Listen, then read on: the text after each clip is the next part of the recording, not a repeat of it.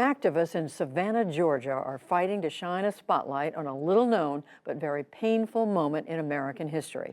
Special correspondent Benedict Moran reports for our Arts and Culture series, Canvas. 3 miles from the center of Savannah sits this nondescript plot of land. Thousands of cars drive by it without notice every day. But these trees mask a dark history. It was near here, more than 150 years ago, that the largest single auction of enslaved people in the history of the United States was held. The sale was advertised in newspapers across the country, and over the course of 2 days in 1859, more than 400 children, women, and men were sold to the highest bidder to settle the gambling debts of a wealthy plantation owner. According to news articles of the time, rain fell as though the heavens were crying. The event became known as the Weeping Time. Until recently, the tragedy was forgotten, unknown even to those who lived close by. Larry Gordon is the pastor of the Solomon Temple Church of God in Christ, which is located just down the street. He said for most of his life, he had never heard of the infamous auction. In 2006, we found out that this is the area where they sold the most slaves in United States history. I grew up in this area 2 blocks down, and I played in this area, and it blew my mind. Today, he leads a coalition of neighbors, which hopes to create a memorial here so people across the nation may learn about this painful past. I was trying to preserve this area and give those Weeping Time slaves a voice. But the city of Savannah has other plans. Last year, City Council authorized the construction of a homeless shelter here. It commissioned an archaeological study, which concluded this isn't precisely where the auction happened. City officials say if a memorial is to be built, it should be done in the exact location where the auction actually took place. They say that's here, behind the gates of a privately held plywood factory. Reverend Leonard Small works with Pastor Gordon, bringing the campaign to social media. They sued the city to block the construction of the homeless shelter. He says the entire area is sacred.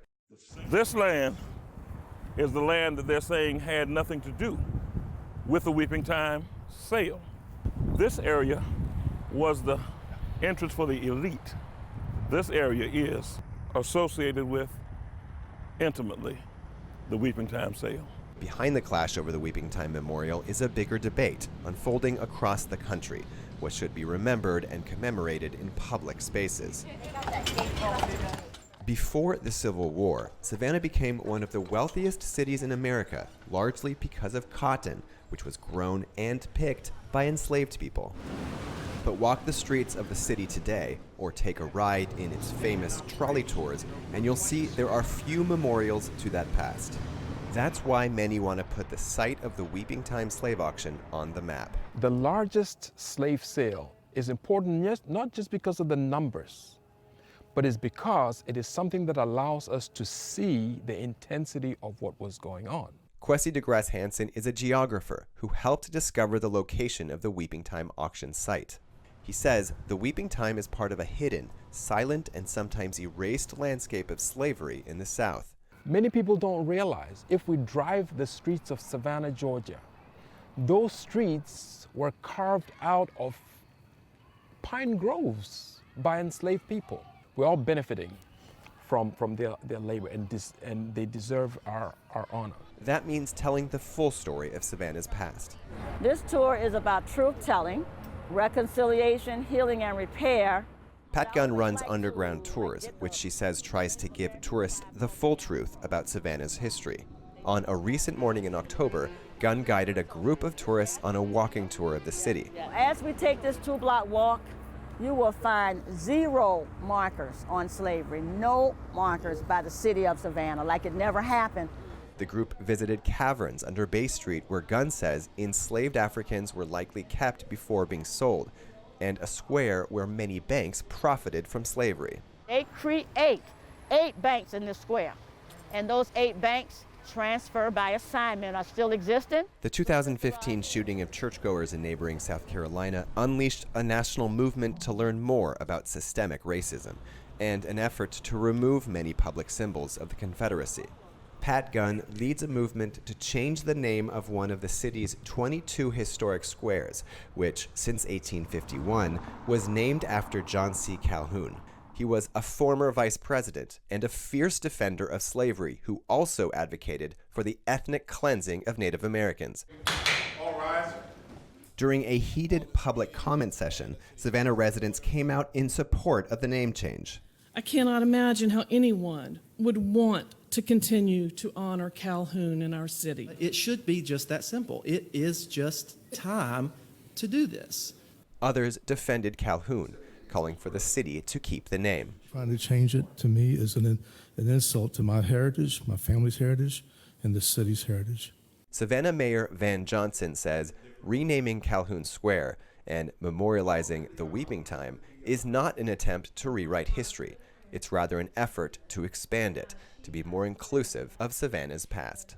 Ultimately, our goal is to make sure Savannah's entire story is told.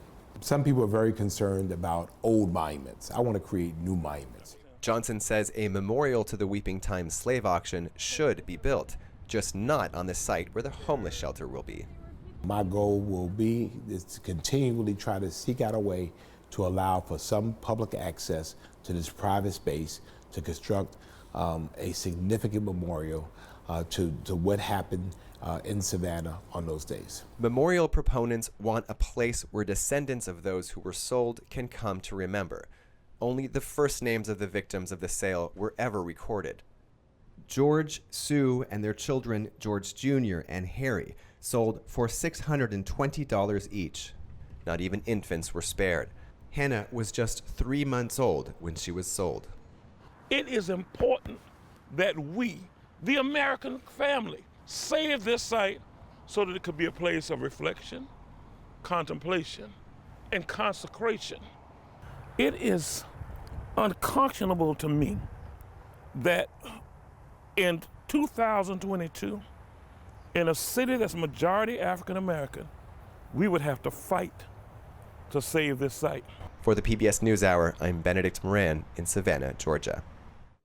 And there's been one new development to this report. Since the story was filed, the Savannah City Council voted unanimously to remove the name of Calhoun Square. The Savannah mayor said that the city will now begin searching for a new name for the unnamed square, asking citizens to weigh in with their ideas.